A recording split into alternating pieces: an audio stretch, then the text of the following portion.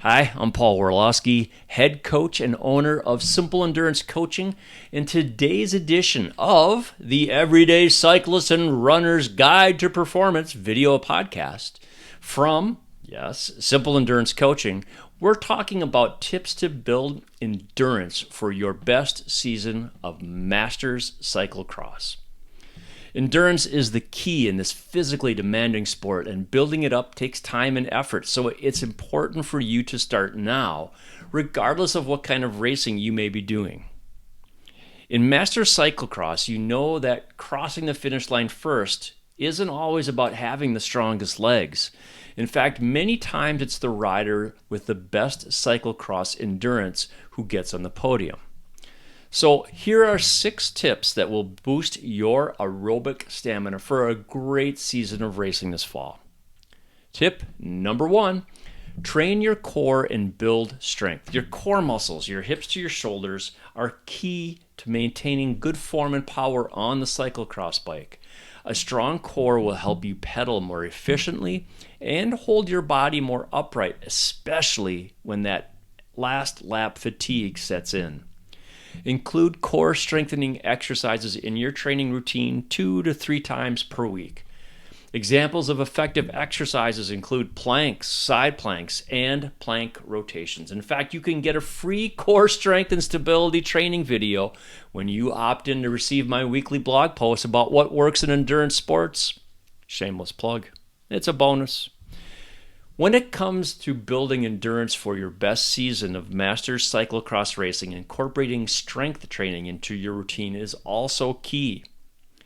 By working on your overall strength, you'll be better able to handle the demands of racing and put yourself in a position to perform at your best.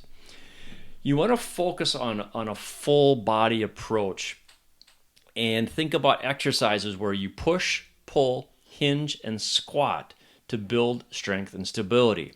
If you incorporate these regular strength training into your program, can also reduce your risk of injuries. This is really important as we get older and our bodies are more susceptible to injury. Tip number 2, increase your endurance with intervals. Intervals are necessary to increase your endurance for cyclocross racing, because you can alternate between periods of really high intensity effort and lower intensity recovery, and you can train your body to better handle the demands of cross racing.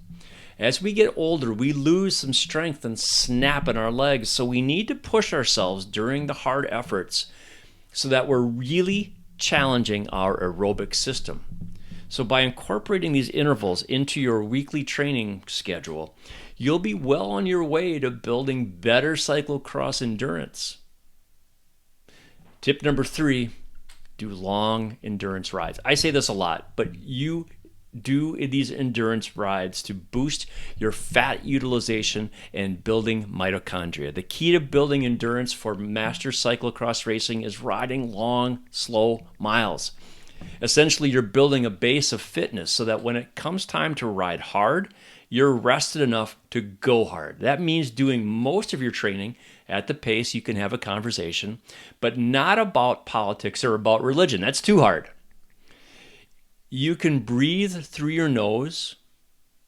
For most Masters racers, riding between 125 and 135 beats a minute is roughly that pace, because you're training your body at that level to burn fat as fuel instead of glycogen. And because fat is plentiful, it helps you become more efficient as a cyclist.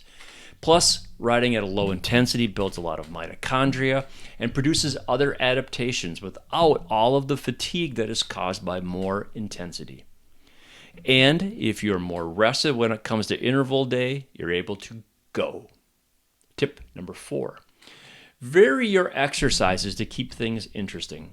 If you want to keep your body guessing and therefore improving your endurance and adaptations, then you need to vary your exercises. Doing the same workout day in and day out will not only get you bored, but it will make your body efficient at that particular exercise, which means you're not really challenging yourself anymore and you're not getting the adaptations. As an example, do different kinds of intervals add short tempo intervals into your long days, or do some endurance days with different cadences. Tip 5. Plan regular recovery days for Masters Cyclocross training. As you start to increase your training volume and intensity in preparation for your season, it's important to also plan for regular recovery days. This will help ensure that your body is able to properly recover. And as we know, it takes longer for us older folks to recover from the stress of cross training. On recovery days, you should still be active, walk the dog, but the focus should be on easy aerobic activities and active recovery methods such as foam rolling and yoga recovery.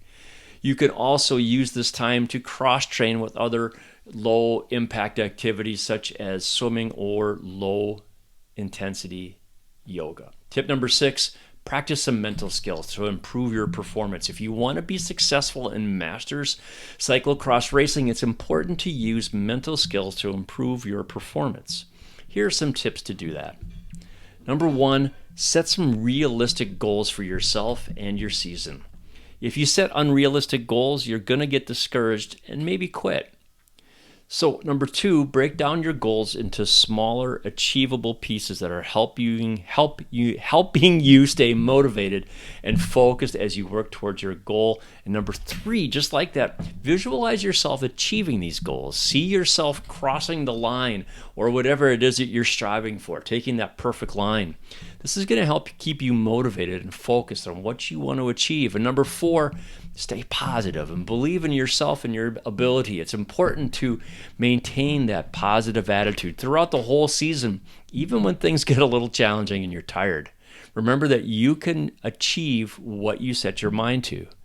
Number 5, be prepared for workouts mentally and physically. Make sure you've done all the necessary training so that you feel confident going into the season.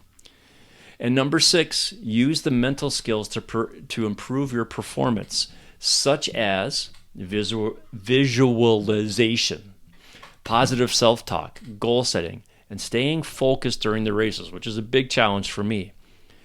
Experiment with different techniques and find out what works best for you so that you can be at your best when it matters. Masters cross training means taking a combination of taking care of yourself and getting structured training and good nutrition and proper recovery. You can make sure that your body is in peak condition and will only get better throughout the whole season so that you can put forth your maximum effort every time you set foot on a cross course. The most important thing is enjoy the process. Cheer those around you. They're going to reach their goals too. Thanks for watching this edition of the Simple Endurance Coaching video podcast, the Everyday Cyclists and Runners Guide to Performance.